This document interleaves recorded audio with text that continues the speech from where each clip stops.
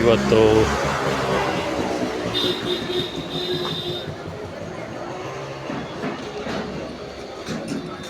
ನಾವು ಅಮರನಾಥ್ ಯಾತ್ರೆಗೆ ಬಂದಿದ್ದೀವಿ.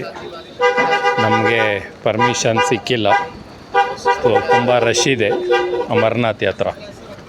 ಸೊ ಅದಕ್ಕೋಸ್ಕರ ಏನು ಮಾಡೋದು ಮತ್ತೆ ಅಂತ ಹೇಳ್ಬಿಟ್ಟು ನಾವು ಅಷ್ಟರಲ್ಲಿ ವೈಷ್ಣೋದೇವಿ ಯಾತ್ರೆ ಮಾಡೋಣ ಅಂಥೇಳಿ ನಾವು ಜಮ್ಮುಗೆ ಬಂದಿದ್ವಿ. ಜಮ್ಮುವಿಂದ ಸೀದಾ ಮತ್ತೆ ರೈಲ್ವೆ ಸ್ಟೇಷನಿಂದ ಕಾಟ್ರಾ, ಜಮ್ಮು ಕಾಟ್ರಾ ಅಂತ ಬರುತ್ತೆ, ಅಲ್ಲಿಗೆ ಬಂದು ನಾವು ಟ್ರೈನಲ್ಲಿ ಬಂದು ರೀಚ್ ಆದ್ವಿ ಈಗ ಸಾಯಂಕಾಲ. ಸೊ ರೀಚಾಗಿ ನಾವೀಗ ಪಾದಯಾತ್ರೆ ಶುರು ಮಾಡಿದ್ದೀವಿ. ವೈಷ್ಣೋದೇವಿ ಯಾತ್ರಾ ಇದು ಜಮ್ಮುನಲ್ಲಿ ಬರುತ್ತೆ. ವೈಷ್ಣೋದೇವಿ ಯಾತ್ರಾ 18 ಕಿಲೋಮೀಟ್ರ್ ಇದೆ ಇದು ಬೆಟ್ಟ. ಇವಾಗ ನಾವು ಇಲ್ಲಿಂದ ನೈಟ್ ಶುರು ಮಾಡಿದ್ವಿ. ಬೆಳಗ್ಗೆ ಬಿಸಿಲಿರುತ್ತೆ, ತುಂಬ ಹೀಟ್ ಆಗುತ್ತೆ ಅಂತ ಹೇಳ್ಬಿಟ್ಟು ನಾವು, ನೀವು ನೋಡ್ಬೋದು ಅಲ್ಲಿ ನೋಡಿ, ಈಗ ಕಾಣಿಸ್ತಾ ಇದೆಯಲ್ಲ ಅದೇ ಬೆಟ್ಟ, ಅದೆಲ್ಲ ಮೆಟ್ಲುಗಳಿದೆ.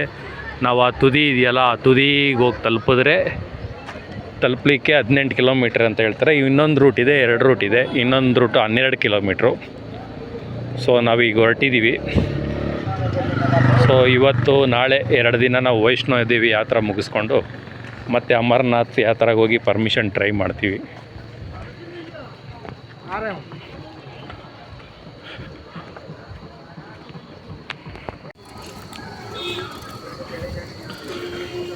ಎಲ್ಲ ಯೋಗ ಮಾಸ್ಟರ್ ಯೂಟ್ಯೂಬ್ ಚಾನಲ್ ವೀಕ್ಷಕರಿಗೆ ಧನ್ಯವಾದಗಳು.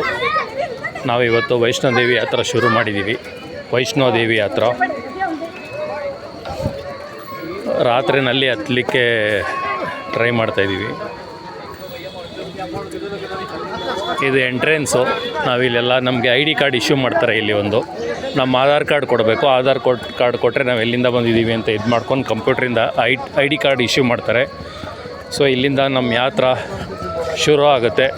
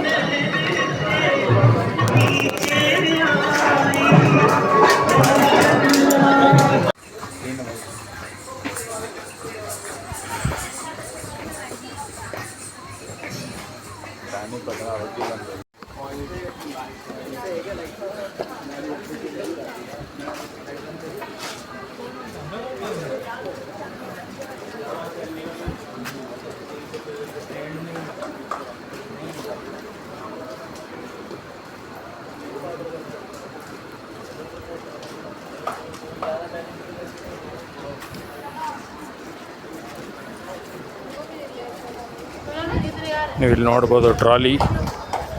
ಈ ಥರ ಟ್ರಾಲಿಗಳು ಕೊಡ್ತಾರೆ ಮಕ್ಳುಗಳನ್ನ ಕೂರಿಸ್ಕೊಂಡು ಹೋಗಲಿಕ್ಕೆ. ಒಂದು ಟ್ರಾಲಿಗೆ 500 ರುಪೀಸ್ ತಗೊಳ್ತಾರೆ.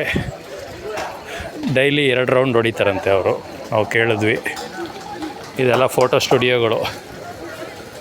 ಸೊ ಆ ಥರ ಫೋಟೋ ತೆಗೆಸ್ಕೊಳ್ಳಿಕ್ಕೆ ಇದೆಲ್ಲ ಮಾಡಿದ್ದಾರೆ. ವೈಷ್ಣೋದೇವಿ ಯಾತ್ರಾ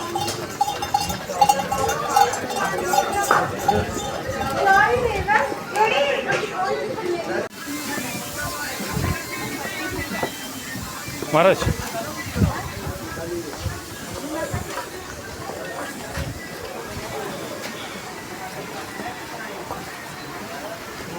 ವೈಷ್ಣೋದೇವಿ ಯಾತ್ರಾ ಫೋಟೋ ಶೂಟ್ ಮಾಡಲಿಕ್ಕೆ ಈ ಥರ ರೆಡಿ ಮಾಡಿ ಇಟ್ಟಿರ್ತಾರೆ ಸ್ಟುಡಿಯೋ.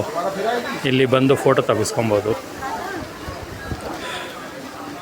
ಮಹಾರಾಜ್,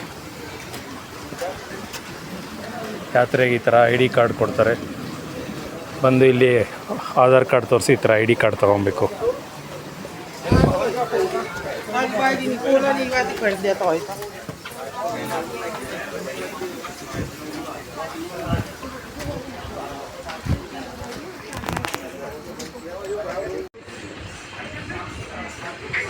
ವೈಷ್ಣೋದೇವಿ ಯಾತ್ರಾ ಈ ಥರ ಕುದುರೆನಲ್ಲಿ ಕರ್ಕೊಂಡು ಹೋಗ್ತಾರೆ. 3,000 ರೂಪಾಯಿ ಚಾರ್ಜ್ ಮಾಡ್ತಾರೆ. ಈ ಥರ ಕುದುರೆನಲ್ಲಿ ಕೂಡ ಹೋಗ್ಬೋದು. ಇನ್ನೊಂದು ಡೋಲಿ ಬರುತ್ತೆ, ಡೋಲಿಲಿ ಕೂಡ ಹೋಗ್ಬೋದು. ವೈಷ್ಣೋದೇವಿ ಯಾತ್ರಾ ಜಮ್ಮು ಕಾಶ್ಮೀರ. ವೈಷ್ಣೋದೇವಿ ಯಾತ್ರಾ ಪ್ರಥಮ ದರ್ಶನ್ ಮಂದಿರ್ ಶ್ರೀ ಚರಣ ಪಾದುಕ. ನಾವು ಯಾತ್ರೆಗೆ ಬೆಟ್ಟದ ಮೇಲೆ ಹತ್ತಾ ಇರಬೇಕಾದ್ರೆ ಇದು ಚರಣ ಪಾದುಕ ಸಿಗುತ್ತೆ. ಅಂದರೆ ಭೈರವೇಶ್ವರ ಮತ್ತು ಇವರು ವೈಷ್ಣೋದೇವಿ ಅವರು ಬೆಟ್ಟ ಹತ್ತಿ ಮೇಲೆ ಹೋಗ್ಬೇಕಾದ್ರೆ ದೇವಿ ನಿಂತ್ಕೊಂಡು ಭೈರವೇಶ್ವರ ಬರ್ತಾಯಿದ್ದಾರೋ ಇಲ್ಲವೋ ಅಂತೇಳಿ ಹಿಂತಿರುಗಿ ನೋಡ್ತಾರೆ. ಸೊ ಹಿಂತಿರುಗಿ ನೋಡಬೇಕಾದಾಗ ಅದು ನಿಂತ್ಕೊಂಡಿದ್ದ ಕಾರಣವಾಗಿ ಅದು ಚಿನ್ನ ಆಗುತ್ತೆ ಪಾದ. ಅದಕ್ಕೆ ಚರಣ ಪಾದುಕ ಅಂತೇಳಿ ಇದು ದೇವಸ್ಥಾನ ಇಲ್ಲಿ ಇದೆ. ಇದು ನಾವು ಪಾದಯಾತ್ರೆ ಮಾಡೋ ಟೈಮಲ್ಲಿ ನಮಗೆ ಕಂಡು ಬರುತ್ತೆ. ನೀವು ನೋಡ್ಬೋದು, ಇದು ದೇವಸ್ಥಾನ.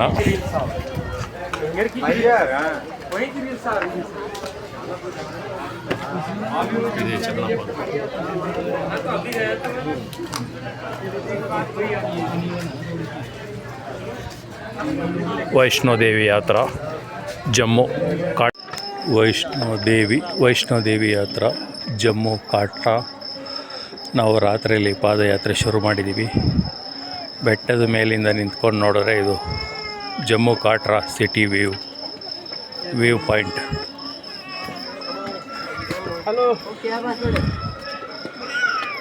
ಈಗ ರಾತ್ರಿ ಕರೆಕ್ಟಾಗಿ 1:30 ರಾತ್ರಿ.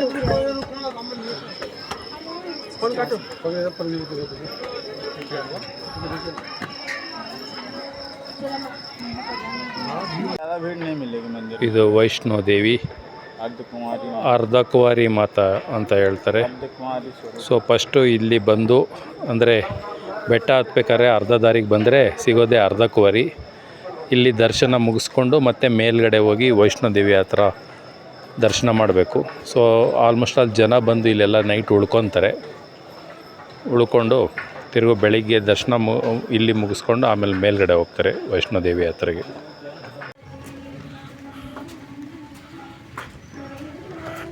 ವೈಷ್ಣೋದೇವಿ ಯಾತ್ರಾ ನಾವು ಹತ್ತತ್ರ ಇವಾಗ ದೇವಸ್ಥಾನ ತಲುಪಿದ್ದೀವಿ. ಇದೆಲ್ಲ ಡೇಂಜರ್ ಜಾಗಗಳು. ಲ್ಯಾಂಡ್ ಸ್ಲೈಡ್ ತುಂಬ ಆಗುತ್ತೆ ಇಲ್ಲಿ, ಲ್ಯಾಂಡ್ ಸ್ಲೈಡು. ಸೊ ಇಲ್ಲೆಲ್ಲ ಉದ್ದಕ್ಕೂ ಕೂಡ ಈ ಥರ ಮಳೆ ಬಂದರೆ ನೆನೆದಿರೋ ಹಂಗೆ ಈ ಥರ ಮಾಡಿದ್ದಾರೆ. ಹಾಗಾಗಿ ಏನೂ ತೊಂದರೆ ಇಲ್ಲ. ಇವಾಗ 3 ಗಂಟೆ ಆಗಿದೆ, ಮಧ್ಯರಾತ್ರಿ 3 ಗಂಟೆ. ಸೊ ಆಲ್ಮೋಸ್ಟ್ ಅಲ್ಲಿ ರೀಚ್ ಆಗಿದ್ದೀವಿ. ಇನ್ನೊಂದು ಅರ್ಧ ಗಂಟೆಯಲ್ಲಿ ನಾವು ಮಂದಿರಕ್ಕೆ ಹೋಗಿ ಕ್ಯೂನಲ್ಲಿ ನಿಂತ್ಕೊಳ್ತೀವಿ.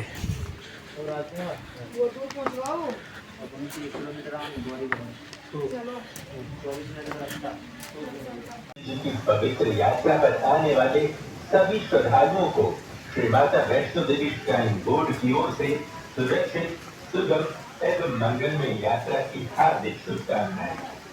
यात्रा मार्ग पर चलते हुए सभी श्रद्धालुओं से अनुरोध है कि वह मां का जय घोष करते चलें।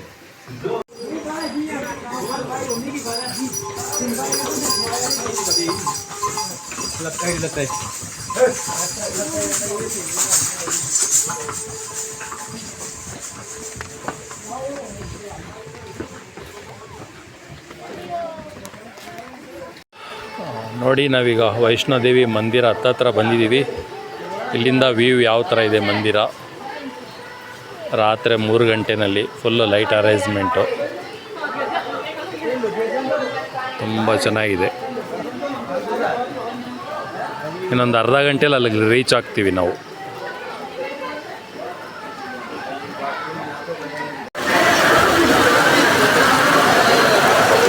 ಯಾತ್ರಾ ದರ್ಶನ ಮಾಡಬೇಕು ಅಂತ ಹೇಳಿ ಬಂದ್ವಿ. ಆದರೆ ಅಷ್ಟರಲ್ಲಿ ತುಂಬ ಮಳೆ ಜಾಸ್ತಿ ಆಗಿದೆ.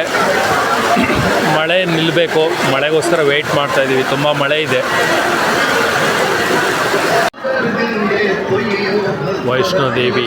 ವೈಷ್ಣೋದೇವಿ ಯಾತ್ರಾ ಇದು ಟೆಂಪಲ್ಲು. ನಾವೀಗ ಟೆಂಪಲ್ ರೀಚ್ ಆಗಿದ್ದೀವಿ. ಇಲ್ಲಿ ಮೊಬೈಲು ಪರ್ಸೇನೆ ಎತ್ಕೊಂಡು ಹೋಗಿಲ್ಲ, ಹಂಗಾಗಿ ನಾವಿಲ್ಲೇ ಲಾಕರಲ್ಲಿ ಇಟ್ಬಿಟ್ಟು ಹೋಗ್ತಾಯಿದ್ದೀವಿ ದರ್ಶನಕ್ಕೆ.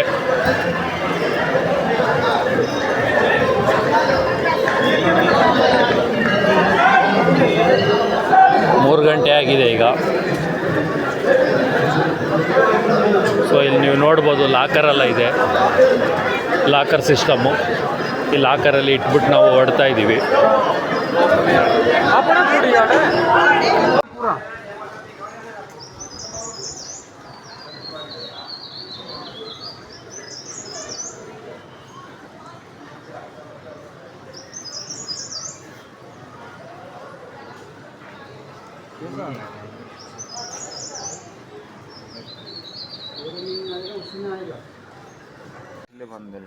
ಹೆಲಿಪ್ಯಾಡ್ಗೆ ವೈಷ್ಣವ ದೇವಿ ಯಾತ್ರೆಗೆ ಹೆಲಿಪ್ಯಾಡ್ ವ್ಯವಸ್ಥೆ ಕೂಡ ಮಾಡಿದ್ದಾರೆ, ಹೆಲಿಕಾಪ್ಟರು.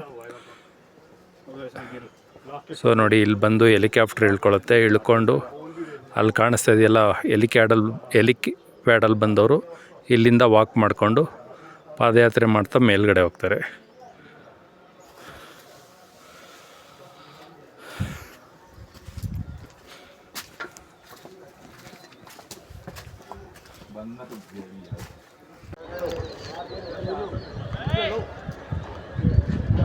ಎಲ್ಲ ಯೂಟ್ಯೂಬ್ ಮಾಸ್ಟರ್ ವೀಕ್ಷಕರಿಗೆ ಮತ್ತು ಸಾಧಕರಿಗೆ ನಮಸ್ಕಾರವನ್ನು ತಿಳಿಸುತ್ತಾ ನಾವೀಗ ಜಮ್ಮುವಿನಲ್ಲಿರುವಂತಹ ಕಾಟ್ರಾಯಿಂದ ವೈಷ್ಣೋದೇವಿ ಯಾತ್ರೆಗೆ ಬಂದಿದ್ದೀವಿ. ವೈಷ್ಣೋದೇವಿ ಯಾತ್ರೆ ದರ್ಶನ ಆಯಿತು ನಮಗೆ ಬೆಳಿಗ್ಗೆ 5:30. 3:30 ಒಳಗಡೆ ಹೋದ್ವಿ. ಅಲ್ಲಿ ಕಾಣಿಸ್ತಾ ಇದೆ ಅದು ಕ್ಯೂ. ಸೊ ಅಲ್ಲಿಂದ ನಾವು 3:30 ಹೊರಟ್ವಿ. ದರ್ಶನ ಮುಗಿಸಿ ಬರಲಿಕ್ಕೆ 5:30 ಆಯಿತು ಬೆಳಗಿನ ಜಾವ. ಸೊ ರಾತ್ರಿ 10 ಗಂಟೆಗೆ ನಾವು 12 ಕಿಲೋಮೀಟ್ರ್ ಪಾದಯಾತ್ರೆ ಸ್ಟಾರ್ಟ್ ಮಾಡಿದ್ವಿ.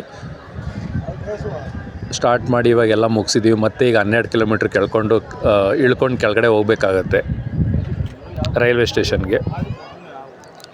ಇದು ವೈಷ್ಣೋದೇವಿ ಕಾಟ್ರಾದ ಒಂದು ದೃಶ್ಯಾವಳಿ.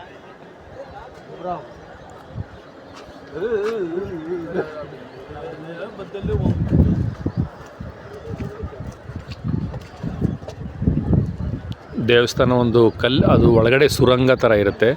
ಆ ಸುರಂಗ ಒಳಗಡೆ ಹೋಗಿ ದರ್ಶನ ಮಾಡಬೇಕಾಗತ್ತೆ.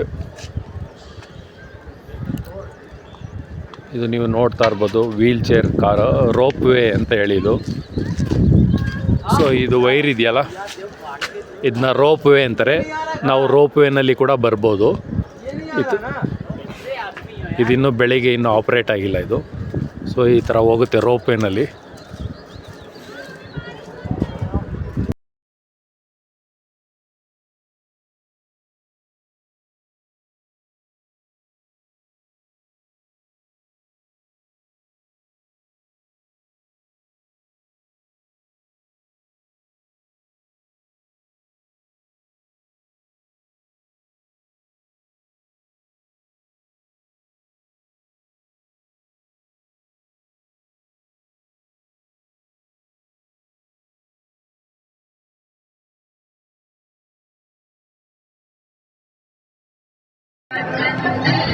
ಅರ್ಧ ವೈಷ್ಣೋದೇವಿ. ಈಗ ನಾವು ವೈಷ್ಣೋದೇವಿ ಯಾತ್ರಾ ಜಮ್ಮು ಕಾಟ್ರಾದಲ್ಲಿ ಅರ್ಧ ಬಂದಿದ್ದೀವಿ. ರಾತ್ರಿ ಈಗ ಟೈಮು 12:59 ಆಗಿದೆ, 1 ಗಂಟೆ. ಸೊ ಇನ್ನೂ 3 ಅವರ್ಸ್ ಹಿಂಗೆ ಪಾದಯಾತ್ರೆ ಕೈಗೊಳ್ಳಬೇಕು. ಇದು ಮಧ್ಯ ಸುಸ್ತಾದವ್ರಿಗೆ ರೆಸ್ಟ್ ಉಳ್ಕೊಳ್ಳಿಕ್ಕೆ ಜಾಗ ಮಾಡಿದ್ದಾರೆ ಇಲ್ಲಿ. ಎಲ್ಲ ಇಲ್ಲಿ ಜನ ಮಲ್ಕೊಂಡು ರೆಸ್ಟ್ ಮಾಡ್ತಾ ಇದ್ದಾರೆ. ಬೆಳಿಗ್ಗೆ ಎದ್ದು ಕಂಟಿನ್ಯೂ ಮಾಡೋರು ಮಾಡ್ತಾರೆ. ನಾವಿವಾಗ ಕಂಟಿನ್ಯೂ ಮಾಡ್ತಾಯಿದ್ದೀವಿ. ಹಾಗೆ ಮೇಲೆ ಹೋಗಬೇಕು.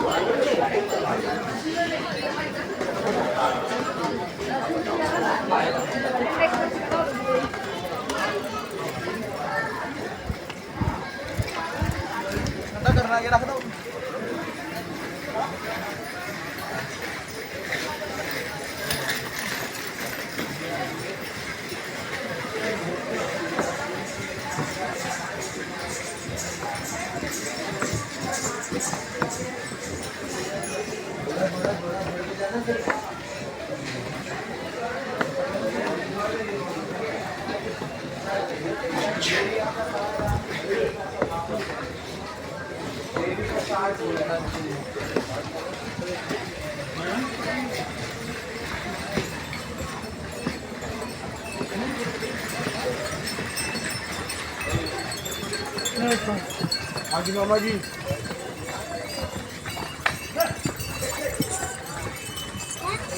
तो